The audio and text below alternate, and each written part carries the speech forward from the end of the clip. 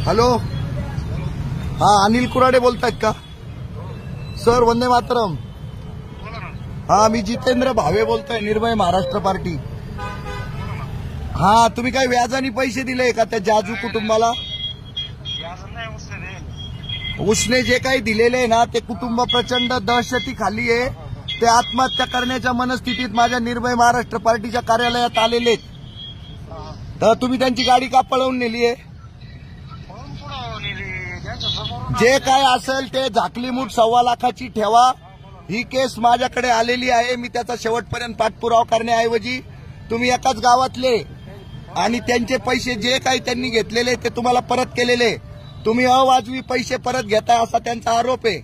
तर त्याला व्याज म्हणून ट्रीट होईल. ऐका ऐका ऐका, तुम्ही काही पण असा, मी कानावर घालतो तुमच्या.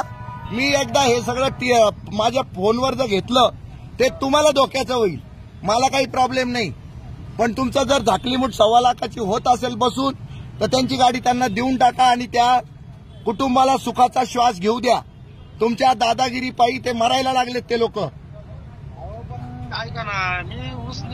उसने पासने काहीच नाही.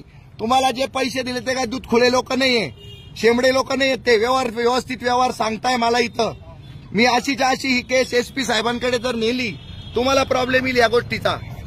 आज तुमच्या दहशतीपायी जर 4 लोक जर फाशी जात असतील, तुम्हाला काय भावात पडेल? ते ताबडतोब ऐका ना, त्यांची गाडी देऊन टाका आणि माझ्याविषयी जरा निफाडमध्ये चौकशी करा.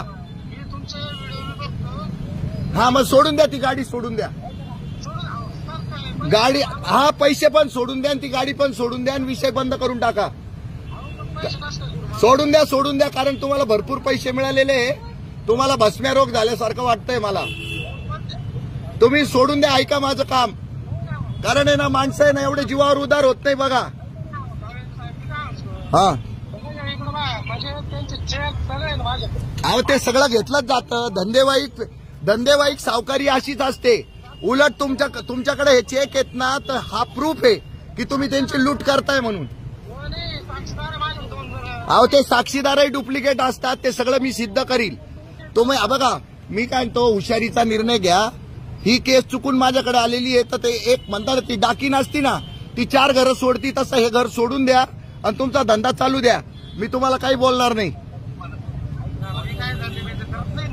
मग ठीक आहे, तुम्ही ती गाडी ठेवून घ्या. मी पुढे चाललेलो आहे. त्यांचा लाईव्ह चालू करतोय, तुमचा फोटो घेऊन ते बसलेले. हा, मग बघा तुम्हाला काय करायचं ते. ती गाडी जर सोडली तर बरं आहे. माझ्या बरोबर आहेत ते. आता 1-1.5 तासामध्ये आम्हाला निर्णय देऊन टाका. हा, कंप्लेंटच करणार मी. एसपीकडे घेऊन चाललोय त्यांना. तर बघा काय करायचंय ते.